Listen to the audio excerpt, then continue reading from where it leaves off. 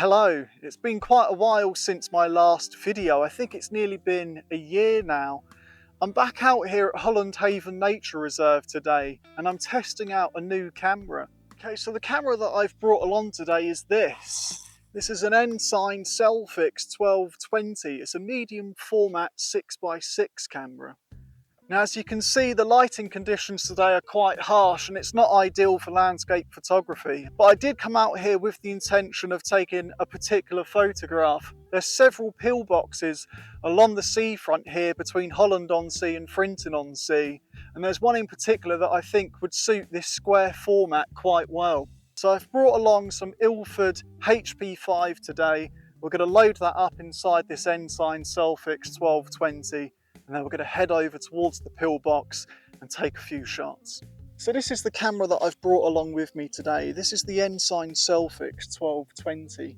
This is a medium format camera using 120 roll film and it shoots 6x6 images. And obviously you get 12 exposures on the roll, hence the 12 in the 1220. This is a camera that was made in England in the early 1950s. Once upon a time, we did used to manufacture things here. Quite a rarity now, not so much anymore. But as you can see, it's quite a sleek design. There's not really too much going on with this camera and it's quite simple in its operation. So we'll open it up now, and to do that you just pull this little lever across here and then that allows you to open up the front of the camera, and that also pops up the viewfinder on the top. Now there's actually quite a nice lens on this one. We've got a Ross Express 75mm f3.5. There's an Epsilon shutter, 300th of a second down to 1 second, and then we've also got a bulb and a time mode on that as well. On the top of the camera there's our Film Advanced knob there, and that's how obviously we wind the camera on to the next frame. And over here on this side we've got a little calculation dial for working out depth of field. Obviously there's no rangefinder on this camera, so you're either going to have to use an external rangefinder or just guess the distances, which is what I'm going to be doing today. The only downside to this camera is there's no cold shoe or anything like that, so if you get one of those little accessory rangefinders you can't clip one on the top, which is a little bit of a shame. But other than that, it's actually a fantastic design. I love the way how this all folds down nice and sleek along the top. It's quite unique in that sense. I don't think you get many cameras that look quite like this. And if you're wondering where the shutter release on this camera is, it's right here. It's this little lever and you just pull it over towards the right hand side of the camera and that will activate the shutter.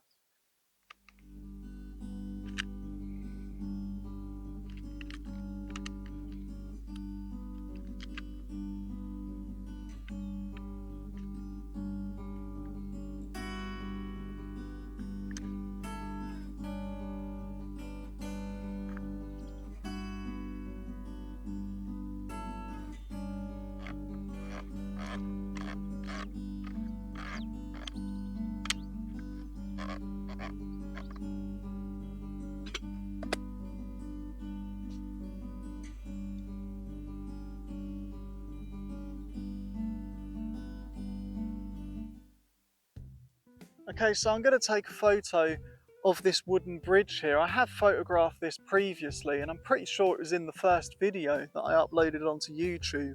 I've always really liked this bridge. It's obviously been here for several decades at this point, and judging by the concrete it looks like it's 1950s or 1940s, sort of around that time, if I was to give it a good guess. So all I need to do now is take a light meter reading and then we can go from there. If you're wondering what light meter I'm using today, this is a Minolta Autometer 2. I've been using this quite a lot recently and it's actually became my favourite light meter to use.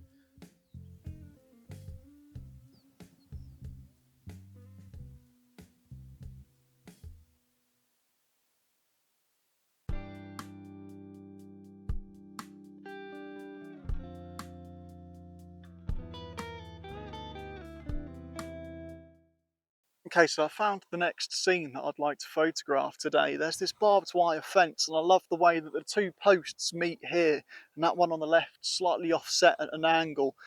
And I think the background with the reeds should create quite an interesting image. So all I need to do now is take my light meter reading.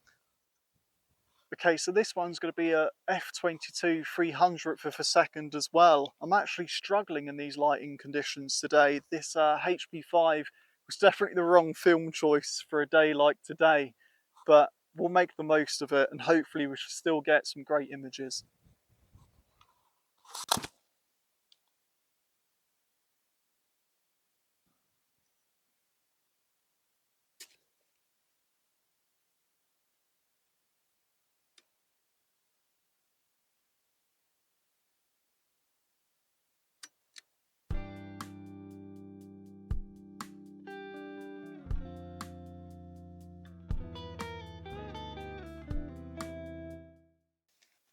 Okay, and that's the next frame done.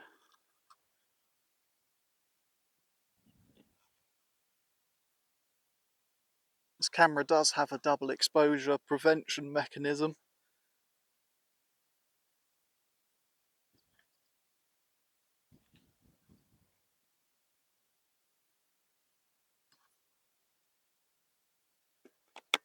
Right, let's head to the next scene. Okay, so I've reached the location that I came here to photograph today, and that's the pillbox there. As you can see, it's set into the coastal wall that runs between Holland-on-Sea and Frinton-on-Sea. And I think that we'll be able to get some quite interesting compositions here. There's this barbed wire fence that runs along the foreground, and I think that'll create some nice visual interest. So let's see what sort of compositions I can get here.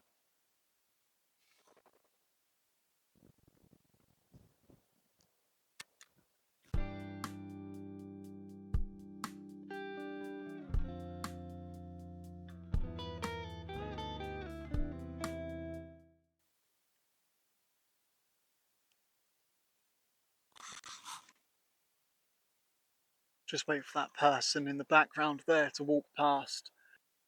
Up this fence here, it's all a little bit sort of ramshackled and fallen down, and I think that'll create some really interesting foreground.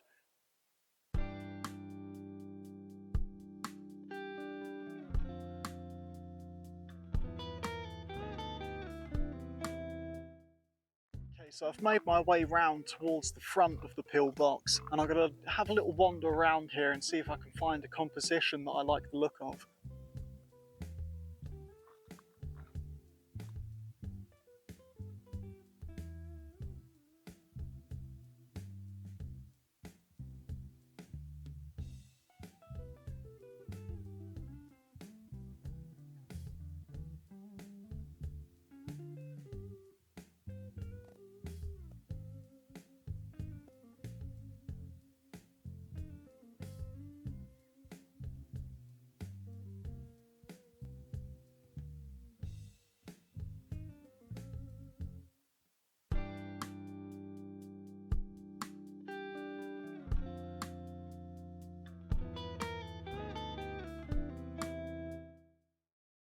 Now the one thing to remember with this camera is that you have to cock the shutter separately.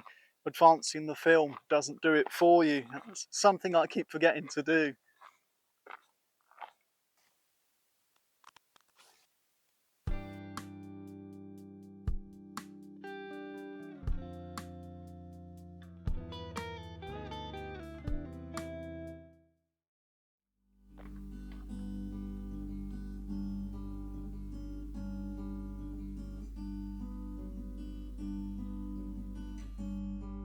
Okay, so I've made my way up now to the small woodland here at Holland Haven Nature Reserve, and luckily the lighting in here is quite subdued from the canopy provided by the trees, so we're going to be able to use some of those larger apertures now, and we can get a real sense of how this lens performs.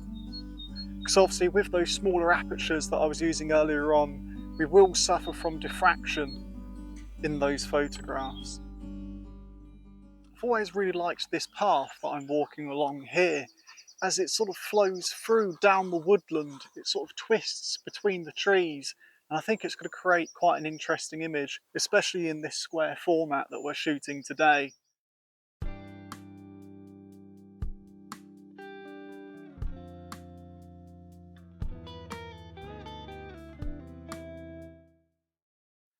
Okay, so I found my next scene here that I'm going to photograph. There's these 3 trees, and once again the stinning nettles are backlit by the sun coming in from behind.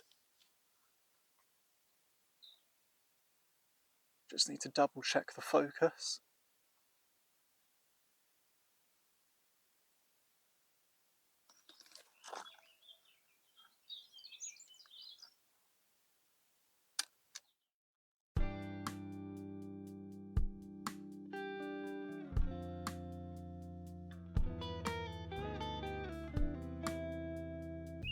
So I hope that you've enjoyed this video today using this Selfix 1220. I think that we've got some really interesting compositions, and I'm going to be developing the HP5 in Gradual ST20. This is a film developer that I've been using quite a lot recently, and I've been really enjoying the results that I'm getting from it so far. You can find more of my work on my website at www.haydenobrienphotography.co.uk, and don't forget to like and subscribe here on the YouTube channel. I've got plenty of more content coming out in the future. Take care, see you later.